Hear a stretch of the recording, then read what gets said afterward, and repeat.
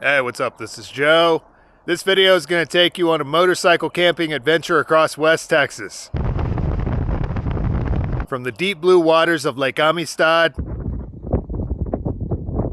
to nearly smashing into a javelina in the mountains around Fortdavis.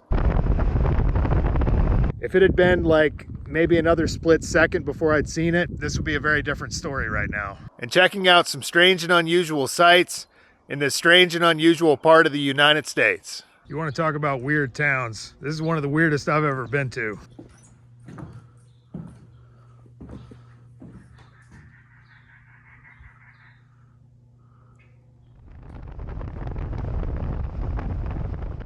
My West Texas odyssey began the day after I rode the Three Twisted Sisters.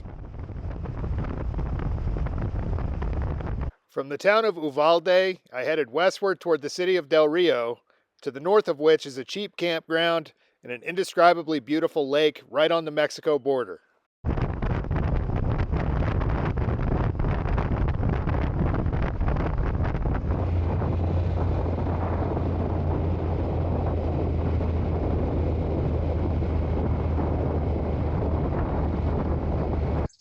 All right, well, this is the old homestead just outside of Del Rio. A place I've spent a lot of time. Place is super cheap, absolutely beautiful. Never seems to really be very crowded every time I've been here. So I'm just kind of getting everything dried out from this morning. It sucks because they cleared out all this underbrush. There used to be just enough of a path right here that you could set up a tent and you were totally protected on all sides by the wind. It gets windy as hell out here. This is still the best spot, just simply for the shade. So I'm gonna see if I can clear out kind of a nice level spot to make camp, and should be all right under this tree. I don't think it's a mesquite. I called it a mesquite before, but from looking at the leaves, I don't think it is. I think it's some type of mimosa or something.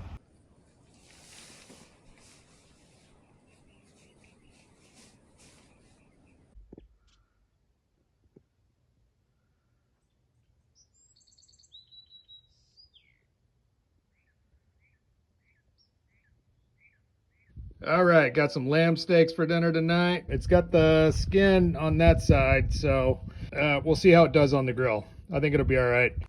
All right, now that's a mesquite tree. Basically, you got these kind of clusters of leaves that kind of hang down, sort of needle-like leaves. They got these sort of bean pods that grow off of it. So I'm gonna see if I can find some of this dried mesquite, and ought to be pretty good to cook on.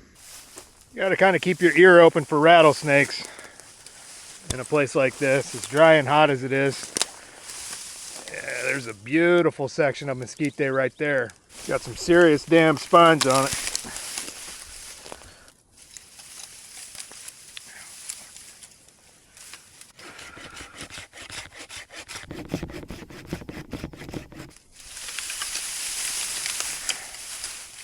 There we go.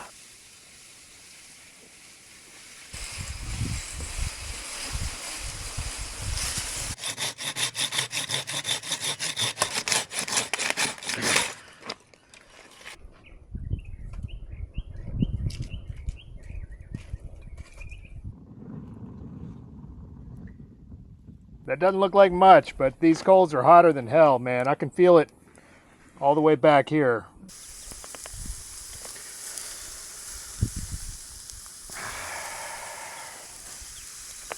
As bizarre as it is to say this, the smell coming off of these mesquite coals was exactly like that of a freshly opened bag of barbecue potato chips.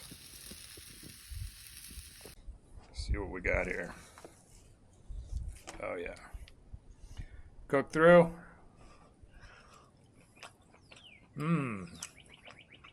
Delicious. I'm usually not really crazy about meat that comes pre-seasoned because it's not the way that I would season it. And it seems like some of the seasonings get a little bit stale when it stays in the refrigerator like that. But over the mesquite coals, pretty damn good.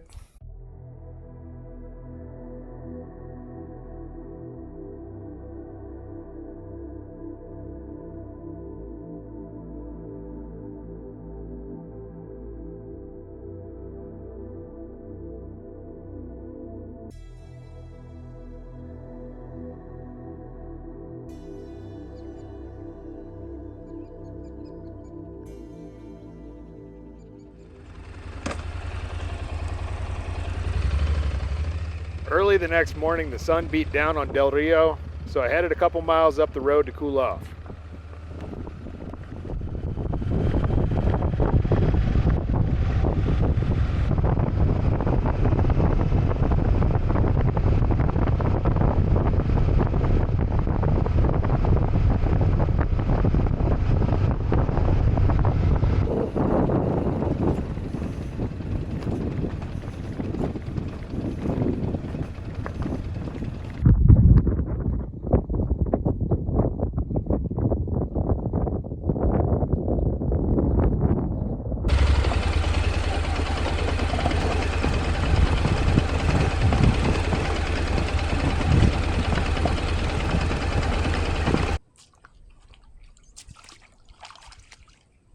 Right from the start, I was shocked at how low the water was, and as soon as I entered the lake, I sank about halfway up to my calf in deep silt.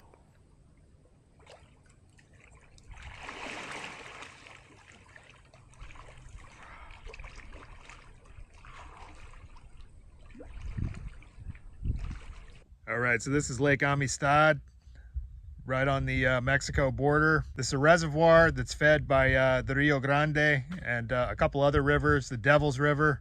Absolutely gorgeous blue water. Unfortunately, the water level is down like dramatically from where it was like 3 years ago or so when I was out here. I had to really hike down just to get to the water. And as soon as I started walking out there, my foot started sinking into the silt at the bottom of it. I mean, it was like a foot deep, pretty much like quicksand. So I had to sort of like do like that and just kind of swim out of it.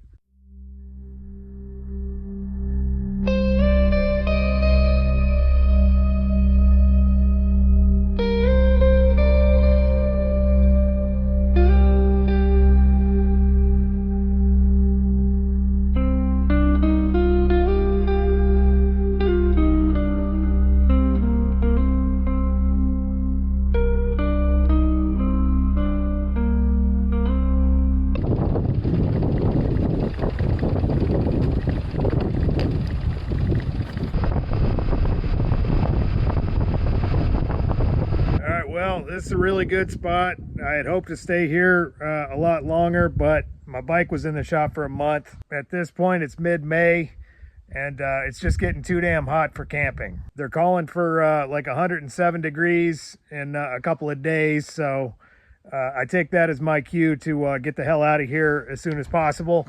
So from here, I'll be heading across West Texas, specifically going to this cool little mountain range just north of Fort Davis, and it looks like it's going to be like 70 degrees tomorrow, but we'll see how the bike does. I mean, she made it this far, and doing all the 3 twisted sisters and all of that, so I'm just hoping it's fixed. Del Rio is probably one of my favorite areas in Texas. Definitely worth checking out, if only to go to that lake and to stay here, which is like $3 a night, so pretty hard to beat.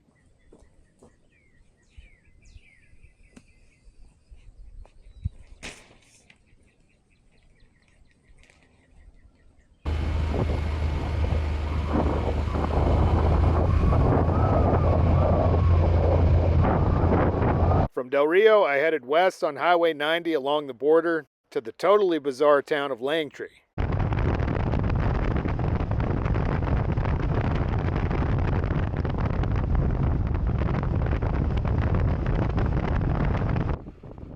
This is one of several check stations you'll encounter when riding along the border.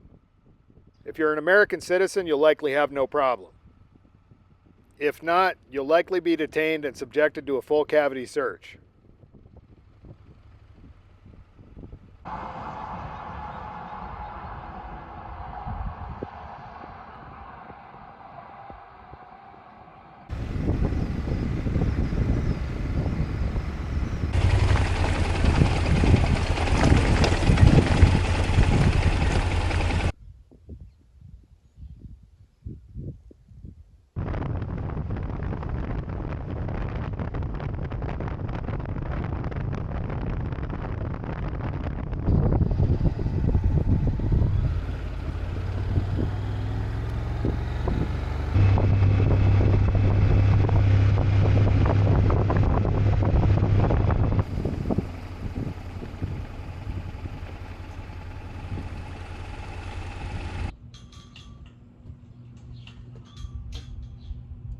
You want to talk about weird towns? This is one of the weirdest I've ever been to. This is Langtry, tiny little town. Got all kinds of weird houses out here. This place is famous for Judgeroybean, self-appointed judge of these parts that took it upon himself to hang some crazy number of people in this area, and was in love with a lady named Lily Langtry. And it's weird because you don't really see a lot of people out here. You see houses and cars and stuff, but last time I was out here, I didn't see another soul except at a little convenience store up there. It's just got a really weird vibe. It's hard to explain. After speaking with the surprisingly normal lady working at the museum, I learned that just about everything I'd heard about Judgeroybean was wrong. Part of this is due to a number of Hollywood movies made about the judge, which contain little, if any, truth. She said a bunch of those stories about Judgeroybean are total BS. He never had really any kind of a relationship with Lily Langtry. He was in love with her. She was really beautiful. So he told her that he'd named this town after her, which was a total lie. It was actually named for another guy with the last name of Langtry who had something to do with the railroad. In addition to that, he never really hung anybody here. But one of the interesting things that he would do is he'd arrest drunks and then tie him up, and he had a pet bear, and he would have the bear chase him around. He apparently died in this saloon back here, and is actually buried in Del Rio. Another kind of myth that I had heard was that he was buried actually right here in the visitor center. That's not true at all, but it's a really nice place. Doesn't cost anything to go in here. They've got a bunch of these cool exhibits inside with different parts of the history. Another one of the myths that she was saying was he never appointed himself judge of Langtry. He was actually appointed officially by the Texas Rangers. There we go, Jersey Lily Saloon and Courthouse. Although a lot of those stories about Judge Roy turned out to be patently false, there was an unmistakable weirdness when entering this saloon that you could just about cut with a knife.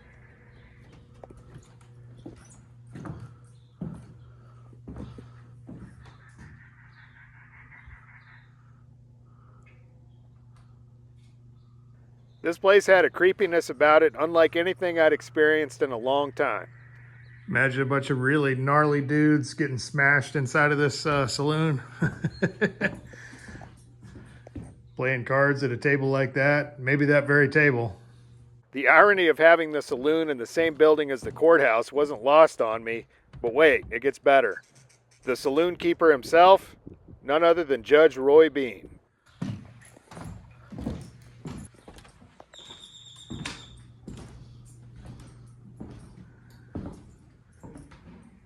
This is the billiard hall. Guess they had some boxing matches around here. There's old Judgeroybean. And there's his family, which does not include Lily Langtry. There's his wife. And that is Lily Langtry. Yeah, the famous English actress. Roybean named his saloon in her honor and claimed he named the town of Langtry after her.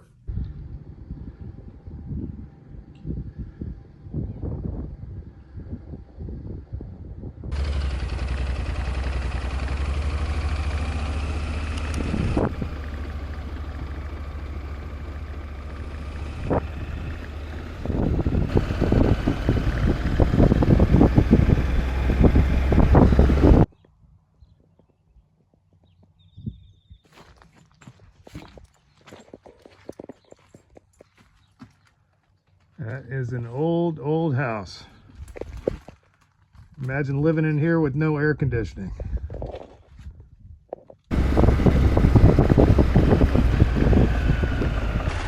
All right, that's Mexico over there on the other side of that canyon.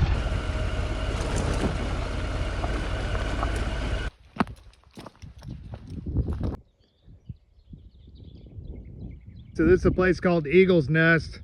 Actually, the lady at the visitor center was telling me Eagle's Nest used to be the name of this town before it was named after some other guy named Langtry. But Lots of cool cacti out here. It's dry now, but typically the Rio Grande runs through here, and then that's Mexico over on that side. A person really could spend all day researching the history of this place. They got historical markers all over the town. It's basically a ghost town at this point.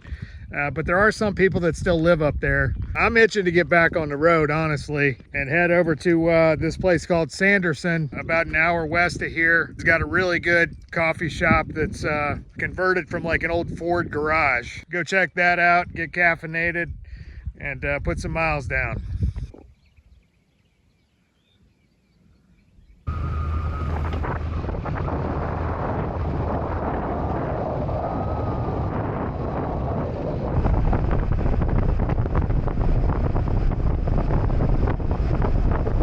From Langtry, I got back on the highway and kept riding west towards Alpine.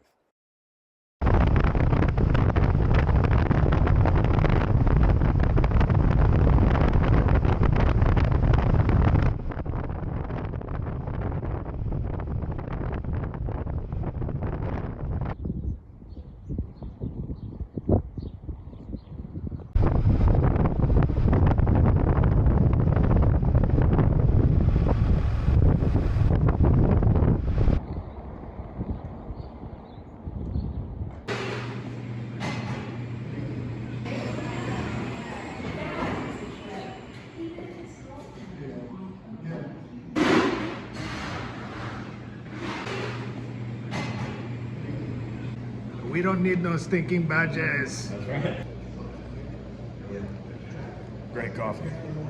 All right, like I said, absolutely delicious coffee. This is definitely a place to check out. Another thing I'm curious about checking out, they just opened the world's smallest Buc-ee's, which is like 31 miles that way. I guess they took some notes from the Pradamarfa store, which is like the smallest Prada shoe store. Supposedly, it's really more of an art installation than a store, but anyway, let's go check it out.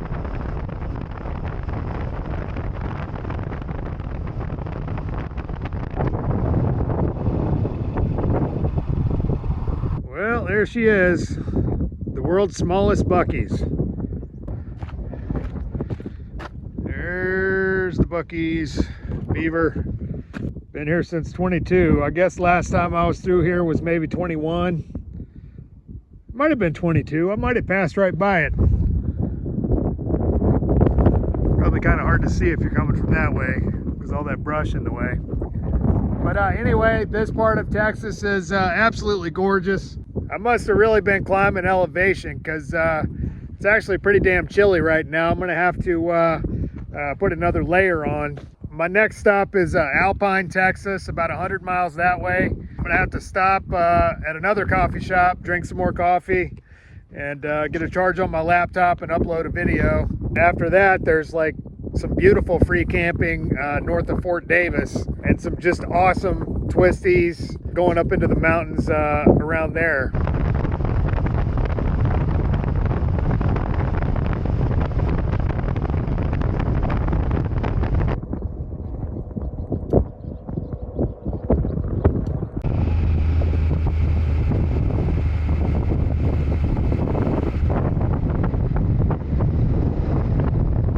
Just got another video uploaded. Basically, this whole operation kind of depends on me putting a video out every week, so you're welcome. It's already getting kind of late. It's like 4 p.m., which is a little later than I like. I still got another hour ride into the mountains. First, I'm going to stop at the grocery store and get some kind of a piece of meat to throw on the grill. At least, I think they have grills out there. I picked up a flat iron steak at the grocery store and rode north into the mountains around Fort Davis for another one of the best rides in the great state of Texas.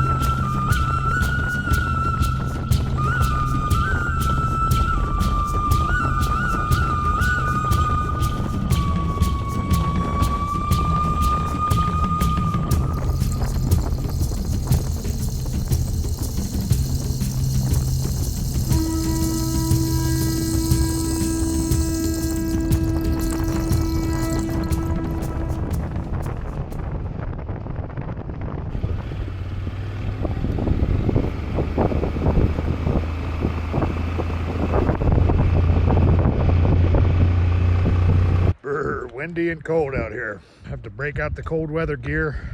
Last time I was out here, I met this old boy who was from Montana and told me he was dying of lung cancer and was living out of his Tesla with about 3 or 4 different cats, a bunch of lizards, and wore a big cowboy hat.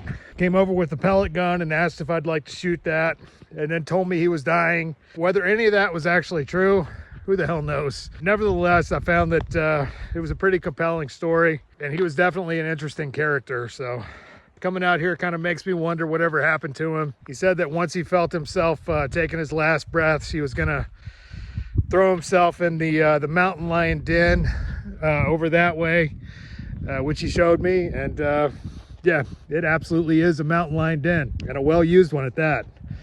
He said that he had like a strong affinity for felines and wanted the cats to consume whatever was left of his body. So I don't know what happened to him. I'm thinking about taking a hike back there and seeing if I find like a skeleton or anything. I kind of doubt it. My greatest hope for that cowboy is that he got over whatever issues were bothering him and went on to lead a happy and productive life. Oh yeah.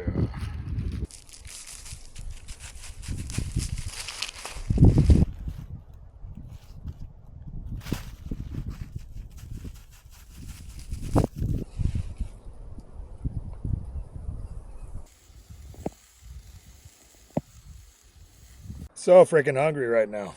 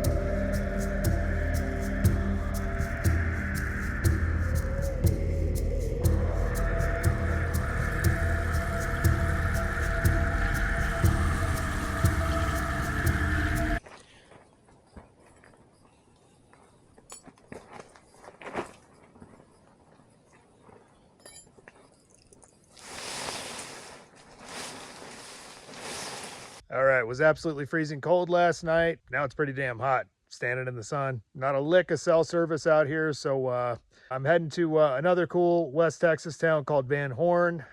Get fueled up and check my messages and stuff like that. Later on, I'm meeting up with a buddy in Alamogordo, New Mexico. On the way to his place, I'll probably spend the night somewhere, maybe around Carlsbad. As early as it was, I was being as careful as I could, watching out for deer and free-range cattle.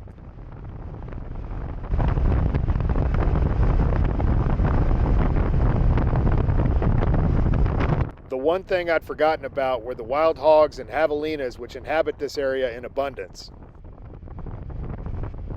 So it was that I damn near went ass over tea kettle when a large javelina decided to run out into the road. I was riding along being hyper vigilant of like deer and stuff like that. I started to relax a little bit. I was looking at some kind of a rock formation off to the side.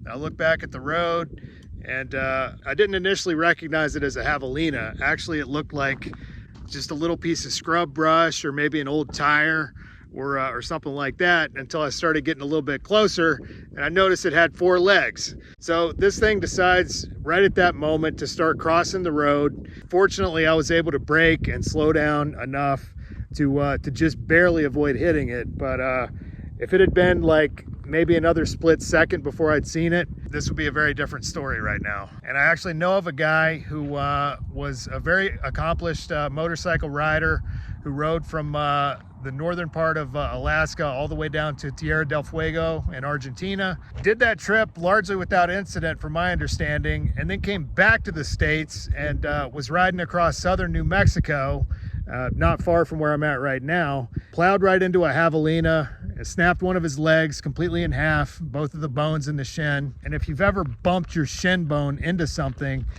you can just imagine that it must not have been very pleasant. So Anyway, yeah, this is the world's smallest Prada store, by the way.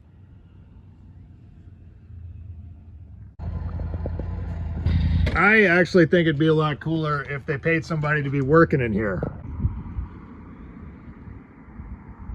And then you got this fence around the property that people have been leaving padlocks. I guess somebody left one and somebody else thought it was a good idea and left theirs, and the rest is history. But I've actually got one in my bike, but I like it because I do use it from time to time, so I'm keeping it. Speaking of riding to Alaska, the guy who just pulled up told me he'd done that very same thing on his Triumph 900. He said he wasn't surprised at all about my close encounter with the Javelina, as he'd seen an entire herd of them the day before. Words are simply not enough to describe the adrenaline I was feeling as that enormous swine jumped out in front of me. Safe to say it's one of the closest calls I've ever had on a motorcycle, and it's with an extreme amount of gratitude that I write these very words.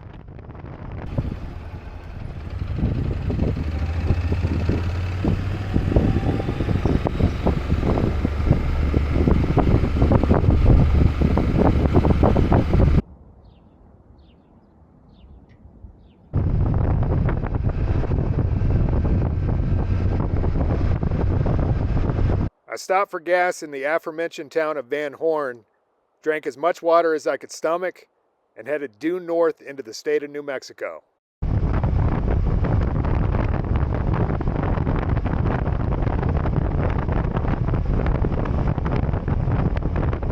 So I hope you enjoyed that video of the ride across West Texas.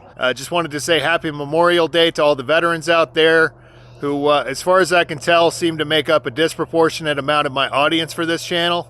Really appreciate the support. Thank you for your service, and hope everybody has a great Memorial Day. With that being said, if you enjoyed this video, please hit like and subscribe. And as usual, I've included an optional donate link in the drop box for anybody that might like to contribute to this project. Otherwise, thanks for watching, and we'll see you on the road.